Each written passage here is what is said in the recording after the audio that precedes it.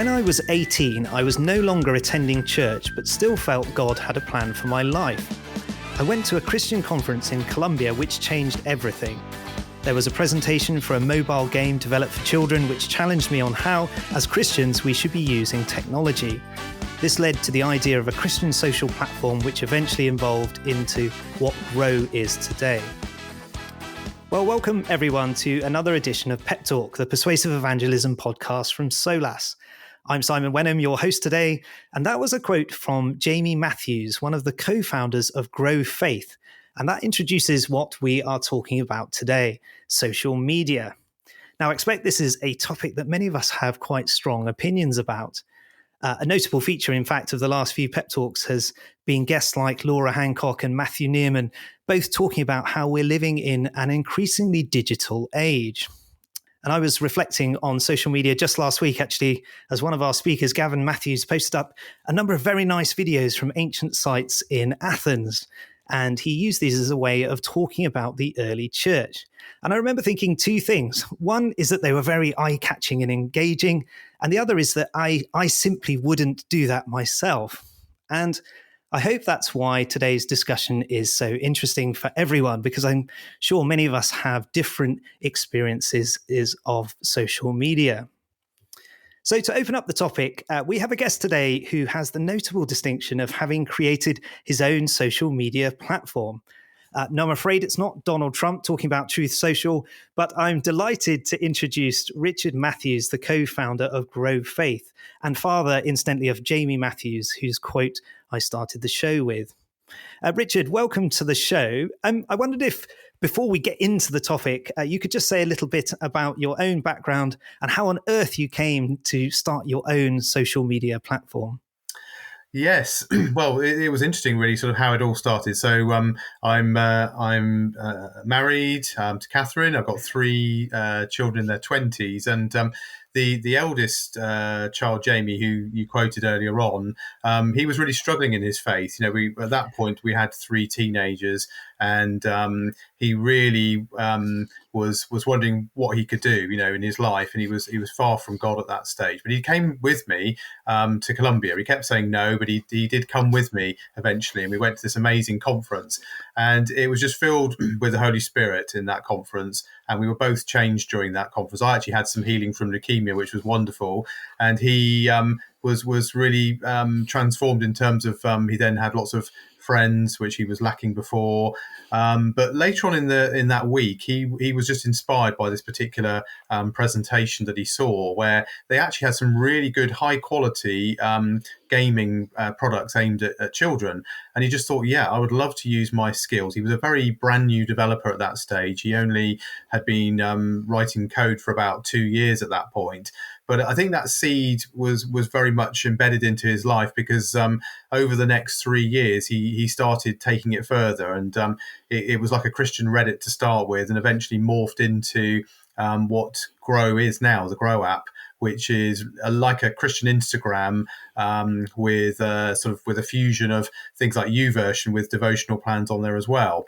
And the idea of creating this platform was really, I guess, to bring in a much fresher perspective into what social media can really be, because as probably many of your listeners will think themselves, social media can be distracting, it can be toxic, it can be just plain horrible, really.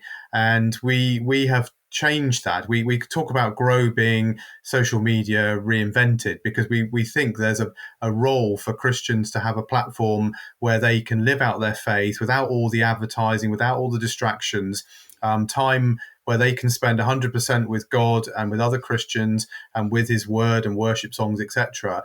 And we just think that can really change the atmosphere and the environment and really help people build their faith. Thank you. Well, that's one of those very interesting life-changing moments that you say that we often hear with God, isn't it? That you both went to this conference and a huge difference came out of it. So it's wonderful to hear. I suppose some people might be listening and saying, this is all very well, good idea, but actually, why do we need a Christian social media platform? Isn't this just putting us in a silo? And actually, don't we need Christians out in the world? What would you say to someone who might say that? I think it's. I think that I would agree with that statement that we do have to think about where we want to put our time and effort into it. I do think Christians need to be on social media platforms that aren't Christian as well. But I think the difference I would say is that firstly, if you're on other platforms, is to think about, well, why am I on this platform? Is it for me to be seen as the person, and to have as many followers and likes and things as possible, and to put across all about my life, or is it actually to reflect who Jesus is? And I think that is an example where people should be on social media. And if you have lots of followers who are actually being pointed to Jesus, that's absolutely wonderful. But I think for some people, they want to get away from social media as it is at the moment. It really can be extremely distracting. The algorithms will put lots of advertising content your way of things that you may be interested in. Some of them might be temptations and things as well. And actually, we're finding more and more who are coming on to Grow are actually saying, no, I want to break away from Facebook and Instagram, TikTok and stuff, because it's taking up a lot of time, but also because I want to actually take my faith seriously. And sometimes it is that sense of just cutting it out of your life. So I do think there's, I'm in both camps if you can see that way, Thank you. Yeah, that's interesting you say that, because one of the things I was reflecting on is that obviously there are value judgment calls, presumably, and how you set up any social media platform. Who gets to see what you say? How do you follow others? Do you moderate content? Do you engage with people? So I suppose that begs the question of, to what degree you set it up with Christian principles in mind, given that I suppose a lot of platforms are simply about trying to keep you on it as much as possible. And as you say, monetize things like selling you, putting adverts towards you, etc. Yes, I think when we set up Grow, we did talk with our leadership of our church, our wider leadership, just to get their views on what they felt this could look like. And they were obviously very concerned about the whole privacy, security side of things. So we spent a lot of time making sure we really make Grow a truly safe place. I was talking to a group of youth leaders just today because obviously, they are concerned about their own teenagers in their groups and things. And, the fact that teenagers and young adults are spending about 6 or 7 hours on screens, mobile screens, doing social media, gaming, etc. It does beg the question, is that good? Is that good for your faith? Probably not. So when we were setting up Grow, we wanted to make sure we had, the principles were very, very clearly outlined. Every single post and comment and devotional that goes through Grow, goes through a profanity filter. We have moderators who are working on the app 24/7, who are have content on there that they are checking regularly.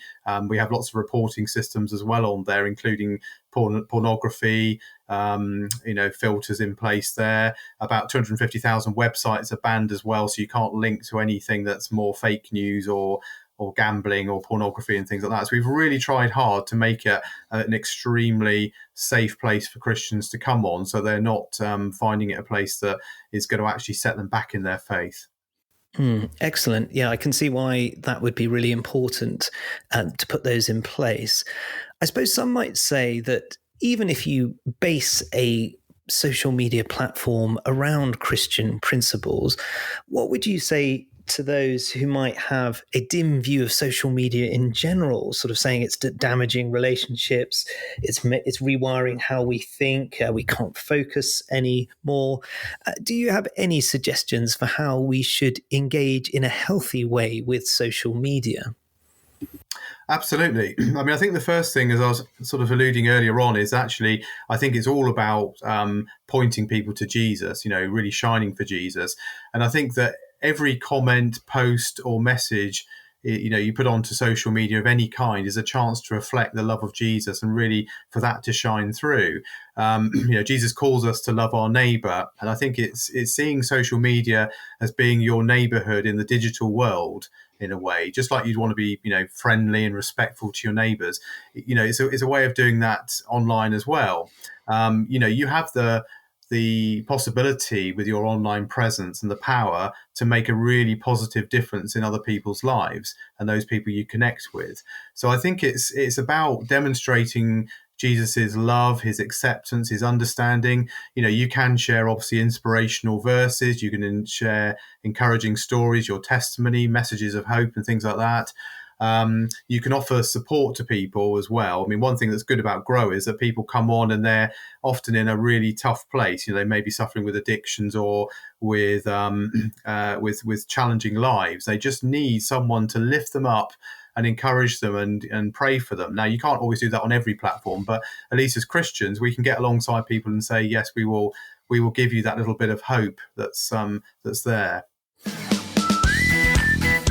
Hi, it's Gavin from Solas here. I hope you don't mind if I just interrupt this program for a couple of seconds to tell you that on the Solas website, there's loads more information about sharing your faith, very much in tune with the sort of thing that you'll hear on the Pep Talk podcast. There's articles, there's videos, there's other podcasts, there's any number of resources on there to help you address difficult questions, share your faith at work or with neighbours or friends.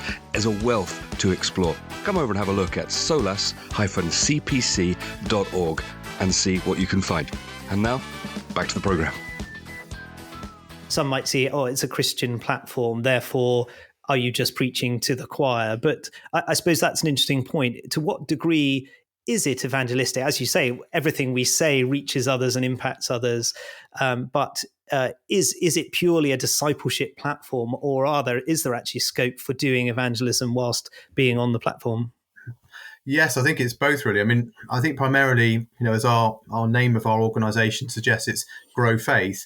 But for some people, their journey of faith has not yet reached Christianity. So we get people coming on who are, I am Muslim, they say, I'm wanting to understand more about Christianity. Or they may be someone who is, we get lots of young people who are thinking, I'm curious about what, who you're about. And rather than just going into a physical church, and maybe that's quite a big step for them, they might come on to Grow and actually want to just experience and ask a few questions, in a polite way, and to get some responses from Christians about, who is Jesus, or what about this for my life? Or I've got this big concern, what can you help me, sort of thing. So we do get people from all different backgrounds. Obviously, you get people who are much more experienced in faith, but they often are very good at maybe being a spiritual parent to others on the app. So there's a real range of people there. We've got people on the app from Orthodox to Catholic to Anglican to Pentecostal, completely free church or no church. It's a real range of God's church is on Grow, and it's quite refreshing sometimes. And when you get new people coming into that, they're experiencing a bit of what God's church is like throughout the nations, I would say. Thanks. Yes, that's a good reminder, isn't it? That just because someone identifies as a Christian, of course, that could mean all kinds of different things depending on the person. And as you said, lots of people do go through a lot of difficult times in their lives. And as you say, there's an opportunity to reach people at those points where they might be really struggling. Do you have any examples of people actually coming to faith through the platform? Yes, there's probably two examples I can think of straight away. One was a guy who came on the app, and he said, I want to become a Christian, but I need some help. I've got some questions and I want to get some answers. So he would sort of each day put up something different on the app and say, help me with this question that I've got, and obviously there'll be a discussion. The way Grow works is that you post something and then people can comment on it, and you can just keep a conversation going in a very transparent way. And he came on the app again, probably about 2 weeks later, and said he'd finally made a declaration of faith. He'd gone and actually spoke to a local church and a pastor and made the commitment there. So I thought that was great. He'd used Grow as a way of answering some questions to reaffirm what does he believe or what doesn't he believe, and then he used the local context to get into a church and to actually have a pastor to disciple him. And another good example we had was a young lady who was 17 and going through a really traumatic time of, she was very, very suicidal. It was quite serious a lot of the time with, how much could we share on the platform with what her posts were, but we decided to allow a lot of her posts through because we just thought this is a cry for help, and the community really got alongside her and were lifting her up, encouraging her, praying for her, supporting her. And at times she would then disappear for maybe a few months at a time or so, and then she'd come back on again. And we're now 3 years on from that. She was one of our earlier users, and she's now said she's come through all that. She's gone through all that darkness and now into a completely new space in her life. But she was, I think, pleased that God had brought her through that and used Grow as a platform to help her, because now she can be useful to many others who are going through that same situation. So that was just a good example of how people are using the app to help them in their faith and in their journey. Brilliant. Yeah, thank you. That's a lovely example. You've mentioned obviously that it can be evangelistic. I suppose, what would you say to someone who's feeling, actually, I would like to be evangelistic online, but I feel quite awkward about it? I mean, would it be just the case, as you said earlier, it's just simply about being yourself and reflecting Christ's values, or are there things that we can do that just help us say a little bit more about Christ than we might naturally feel is that we would do otherwise? Yeah, I mean, I think it's partly about, I think we can be ambassadors for Christ. And I think it's one of the things that social media is often is criticized for, is that people aren't authentic. So I think sometimes when you can be really authentic in the digital world, it shines. It really does come across very, very well. And it's not always easy, because sometimes you want to put across maybe something a little bit more idealized than maybe the truth would be. But I think it's important as Christians that you can share your experiences, your struggles, allow others to see your journey, both the triumphs and the challenges, because I think that's quite important, that people see the full you, not just the happy I'm a Christian, but also, no, I've been through this illness, I've been through this redundancy or this family issue. And I think people are really drawn to authenticity and vulnerability, and that can really inspire other people who are maybe going through those trials. And sometimes it's not necessarily because of it being digital, it's partly people who follow you or maybe have been friends with you in the past, but also it can be others who may be complete strangers who come across your content, and it can be extremely valuable for them too. Thank you. One thing that really struck me is looking at the platform is actually how positive it is, especially having come from obviously other social media platforms, which can be a lot more antagonistic or deliberately provocative as well, for all kinds of obviously reasons, and with all kinds of different people putting it on.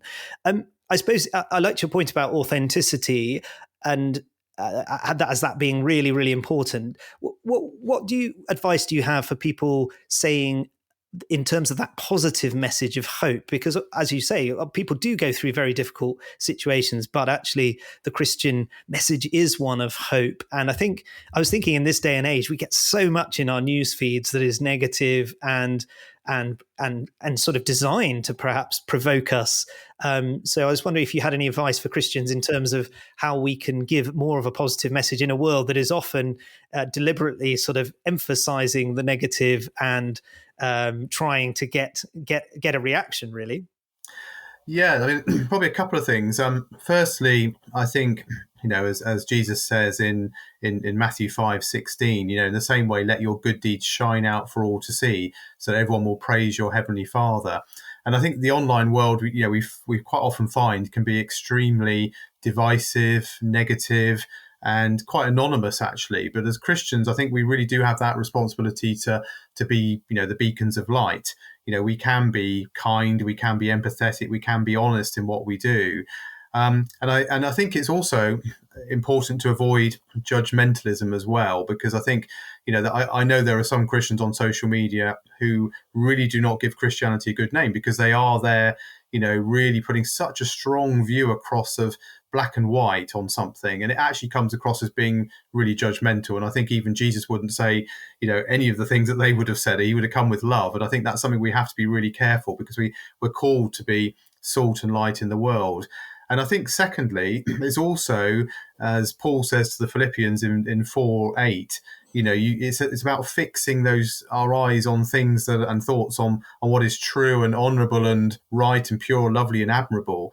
Because I think otherwise it's very easy to go down the rabbit warren of what the world wants you to see. And actually, we have to think about what are we allowing our eyes to see, because it will have a direct impact on our thoughts and our emotions and then ultimately our actions. So I think it's important that we are very careful about getting involved in anything that's negative or conflict or harmful, because it will take a toll on your mental and emotional well-being. And I think that's what we find a lot of young people who are on social media. They are in a troubled state from a mental health perspective because they are feeding themselves with often very difficult content. So I think it's important to be uplifting and follow stuff that is positive, and also share positive stuff as well, because I think that will help other people to lift their moods too. That's a good point, isn't it, about how culture is shaping us. I remember one of my major realizations as I became an adult is that I always thought that I was fairly robust and I wasn't being influenced by the wider culture. And then I actually later reflected and realized, yes, actually, I was being shaped by all kinds of things. And I think that's probably even more stark in today's age. We've got our smartphones and they're literally being bombarded by different messages from people or organizations with all kinds of vested interests. Your point about how we communicate was another one that struck a chord with me, because at Solus we've been discussing about how we communicate well in a much more polarized society, both what we say and how we say it. I always remember the Christian speaker Os Guinness, who once said something like, if you speak truth without love, then you will lose. And his point was, obviously, you can preach God's message, but if you do it in a very unloving way that doesn't reflect God's love, then you won't generally win people over. And that always struck a chord with me. I suppose you've been saying quite a bit about technology and how we use it. What encouragement or advice would you have for someone who wants to sort of creatively engage with technology? I think technology is going at such a fast rate, more than ever, I think, at the moment. I was at a conference last week with Christian Vision. They had a digital day, and it was lovely to see 400 Christians in the room who are all interested in where technology is going. And it is going extremely fast, and it is quite worrying in a way, because obviously artificial intelligence is the big thing at the moment, and that's already moved quite considerably in terms of its development, and it's only going to get even more developed, where AI will start to potentially take control of more decision making and more things going on. And when you link that with robots as well, which is also, the technology is increasing incredibly fast, the world is changing. So I think as Christians, we've almost got to step back and just see what is it that God wants me to do. So I think it's actually reading his word and asking the Holy Spirit, what should I do in this situation?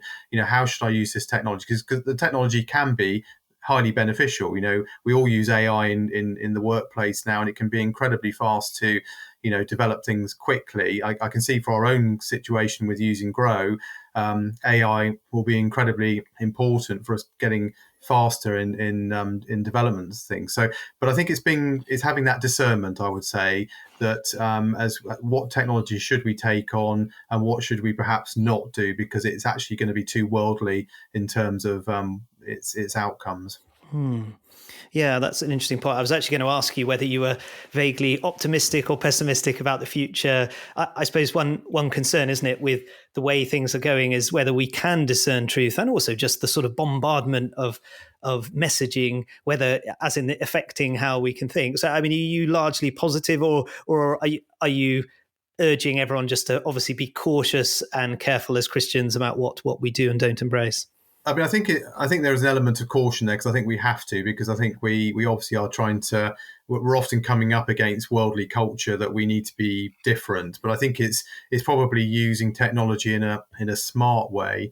I think also we have to be quite careful, because where I think AI is getting very good at doing, it's making reality seem different perhaps to what it is at times. So I think as Christians, we do have to be quite careful. So whether when we share things on social media, share information, or we're sharing news articles, videos, or memes, we just need to be careful. Is this authentic, or is it something that actually is going to be misleading? Because I think there's nothing worse than Christians actually pushing something that is not accurate or not helpful. So I think there's that learning that we have to be as well. And I think we have also the role, I think, of being digital peacemakers as well, because we can be responsible digital citizens, and also how we share content in a way that's not going to cause conflict or disharmony. Well, that's been in the news recently, hasn't it, with the BBC, the way a Donald Trump speech was portrayed. And I was thinking that I've come across quite a few, they're actually AI people, of famous people saying they've become Christians, which of course have actually just been doctored by AI. So I suppose a final point would be just thinking about social media and those who don't use it much. What advice would you give to someone about engaging more with the people who are in the digital world? And also, would you recommend sort of Christians trying to engage with people in terms of getting them off screens into sort of deeper relationships, etc., for those who perhaps themselves are not in this sort of world as much? Yes, I think there's, that often comes up in Christian circles. There are those who very much see that actually we should be spending less time on phones and more time with God and with the Bible. I think certainly from younger generations, obviously they were brought up with using, mobile phones and the internet. That's their life. So it's quite hard for them maybe to make that transition. But I think certainly it's using technology in a very positive way, and I think utilizing your time effectively. So not getting involved in, or putting some parameters about how much time you use. But I think also I would say that certainly with what we're doing on Grow, and obviously there are lots of other platforms, that, the Bible is so accessible digitally now, and you've got so many, commentaries, podcasts, videos, devotionals that are available to you, that actually I think it does give you a much greater realm of possibilities of how you want to share your faith. So I do think that, if you are into technology, then embrace it in a very, smart way. Fantastic. Thank you. And where can we find out more about Grow Faith? I should say that actually Solas has a Grow Faith profile, so do check us out on there. But where can we find out? How do we get hold of the app if we're interested in seeing more? The easiest way is actually to go to our website. So it's growfaith.co. And you'll find all the links you need there to go to Apple or to Android, and it gives you more of the background of who we are as an organization and what we're about as well. Brilliant. Well, thank you so much just for sharing all of that. I'm sorry we've only sort of started to scratch the surface of so many important debates. So she's got me thinking about many, many different things. I was reflecting that I think all of us have this sort of, it's almost a human nature thing that we sort of love and want to embrace technology, but then a part of us can be worried about the sort of speed of change. And like you said, actually, sometimes we don't always get necessarily the time to sort of reflect on what's right, because everything is moving so quickly. I think obviously what we do know is obviously Jesus was reaching people where they were, and obviously that's what this discussion is all about. And I suppose, like you said, technology both expands our horizons in one sense, because it means we can reach many more people, but also it can decrease it in another sense if it's at the cost of sort of deeper personal relationships in the real world, inverted commas. And I guess it's all about getting that balance right, isn't it? So, so thank you so much. I really hope this episode has been encouraging and inspiring for you listening. It would actually be amazing, actually, if someone comes up with a new idea for using technology as a result of this conversation. So we definitely encourage you to think about how you use technology well. We'll actually be featuring someone who's working in animation online in the next Pep Talk. So I won't give too much away, but that's another example of someone creatively looking at how they can speak into a secular space. So do look out for that, and thank you all again for listening, and please do join us again in a couple of weeks as we feature another inspiring guest sharing about how they reach others for Christ. Thank you for listening to the Pep Talk.